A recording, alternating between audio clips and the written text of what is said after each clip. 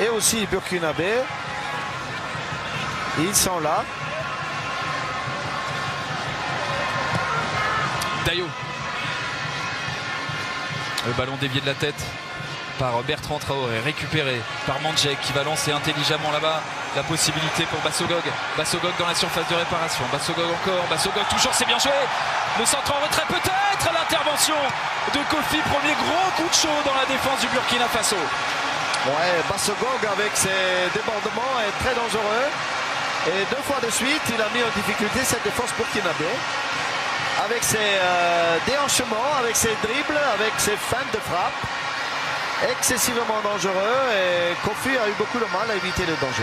Le ballon mal renvoyé par la défense du Burkina Faso et ça sera un coup franc admirablement bien placé pour cette équipe du Cameroun.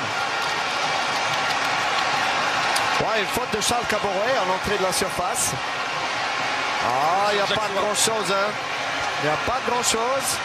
Mais Jacques Zoua s'est mis entre le ballon et l'adversaire. On revoit l'accent de Bassogog. Regardez, c'est super bien fait. Hop. Petite fin de corps, Koulibaly dans le vide. Et heureusement que Caboret est là pour écarter le danger. Et Kofi en première lame. Coup franc idéalement placé pour lancer ce match du côté du Cameroun. Bassogog est sans doute le meilleur Camerounais pour le moment dans ce début de rencontre.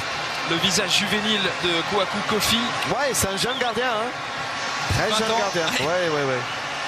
Et ce premier coup franc dangereux pour lui et pour ses défenseurs. Alors il y a des tireurs de coups francs du côté de cette équipe du Cameroun. Il y a Mukanjo, il peut y avoir Zoua aussi. Ah oui, un grand mur là de 7 joueurs. Mais il y a aussi Oyongo qui n'est pas très loin du ballon. Il y a plusieurs solutions pour ce coup franc. Peut-être la clé de ce début de match. C'est frappé par Mukanjo. Premier coup franc magistral, Benjamin Mukanjo, qui permet au Cameroun de faire la différence. Quel talent Mukanjo! Ah oui, magnifique coup franc. Kofi n'a pas vu arriver le ballon. Il y avait beaucoup de monde devant lui, un mur très large dans lequel s'est incrusté également un joueur camerounais, voire un deuxième. Donc difficile pour Kofi de voir le ballon, mais la frappe est magnifique de Mukanjo. Bien dosée, bien précise. Il était idéalement placé dans le centre, juste avant l'entrée de la surface. Ah, il a touché un peu le ballon, hein, quand même. Il enroule parfaitement cette balle. Il est là sur la trajectoire. Kofi, malgré son presque 1m90, il arrive simplement à effleurer cette balle et permettre à Mukanjo de briller, d'entrer sur sa première occasion. Sur un coup de pied arrêté, et bien le Cameroun se libère. Magnifique frappe de Mukanjo.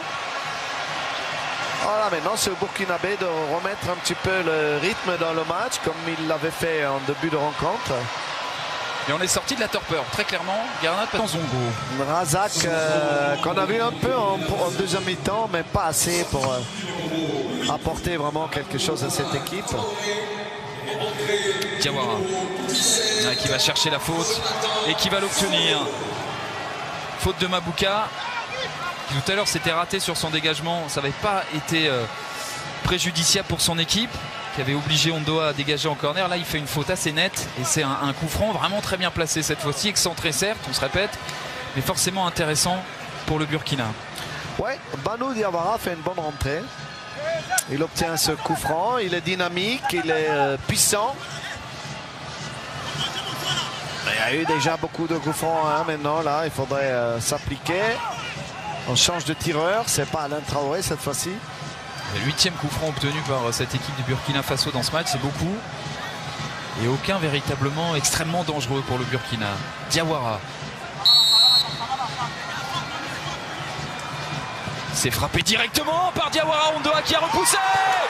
L'égalisation du Burkina Faso qui s'arrache pour aller marquer avec Dayo, le défenseur central, qui égalise dans la torpeur du stade de l'Amitié de Libreville. Le Cameroun qui avait pourtant provoqué, qui s'était pourtant procuré des occasions, se fait piéger.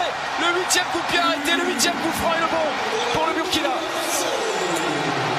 Ouais, Dayo est un super joueur de tête. Il a eu l'instinct là d'être au bon endroit. C'était bien frappé par Diawara. C'est repoussé par Ondoa, Koné qui est là. Et c'est Dayo qui finit le travail. Ouais, tout à fait, ouais. Le sauvetage du gardien était trop juste. Hein. La bonne frappe. Ça a été boxé. Pietrolpa est hors jeu, mais il n'influence pas le jeu. Donc, but.